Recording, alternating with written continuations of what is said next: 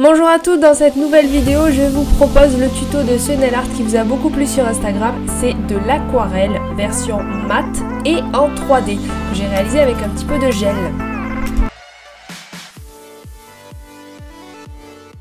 Donc je vous montre comment faire un effet licorne avec le pigment, avec les star powder. Donc en fait il faut poser un top coat avec ou sans résidu. S'il est avec résidu, alors vous le dégraissez quand il sort de la lampe. Et ensuite avec une petite mousse pour fard à paupières, vous posez du pigment et vous le frottez. Et normalement, si votre cleaner n'a pas fait quelque chose de bizarre, parce que des fois en fonction des cleaners ça marche pas, mais normalement ça fait cet effet super beau en fonction des pigments que vous achetez puisqu'il y a plusieurs reflets différents. Ensuite, pour pouvoir faire de la déco, il faut toujours protéger son pigment avec du top coat. Donc je mets le top coat, je catalyse. Pour faire l'aquarelle, il faut absolument poncer. Donc j'ai passé un coup de bloc pour matifier. Et ensuite, je vais dessiner la fleur avec le pinceau de détail et de l'aquarelle rose puisque ma fleur va être plutôt rose. Donc en fait, je fais 3 pétales avec un entier et 2 cachés sur les côtés et un petit bout de pétale derrière. Ensuite, je prends le pinceau pour dégrader l'aquarelle, je pose ma couleur, je nettoie le pinceau, j'essuie le pinceau et je repasse par-dessus la couleur pour la dégrader. Je fais ça en rose et vert, ça ressort un peu jaune à la caméra, mais en fait c'était rose et vert pomme.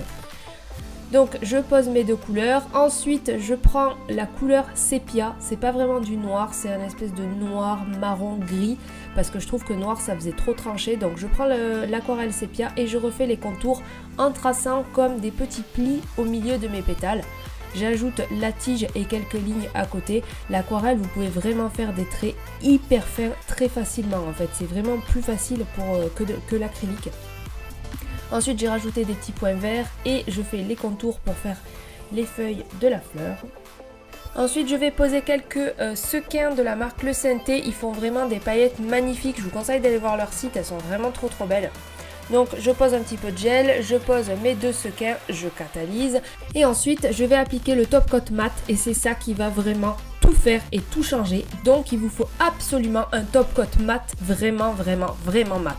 J'ai mis beaucoup de temps à le trouver mais je l'ai enfin trouvé. C'est un top coat mat sans résidu de la marque Indigo et vous pouvez voir à la caméra, c'est vraiment mais ultra mat, même quand on le touche ça fait un toucher gomme. Enfin vraiment ce top coat il est trop bien, je vous le conseille mais 1000 fois, il est vraiment trop beau.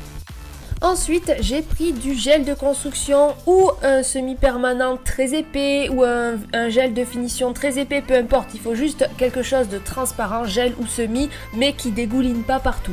Et ensuite, c'est là qu'on va faire la 3D. Donc avec le pinceau de détail pour le gel, je mets du produit sur les gouttes, sur les feuilles et aussi sur la fleur, mais par étapes. Il ne faut pas recouvrir toute la fleur, sinon ça va faire une énorme bosse qui fera pas forcément joli. En fait j'essaye de retracer à peu près les plis que j'avais dessinés en faisant des lignes en fait de gel et je catalyse aussi régulièrement.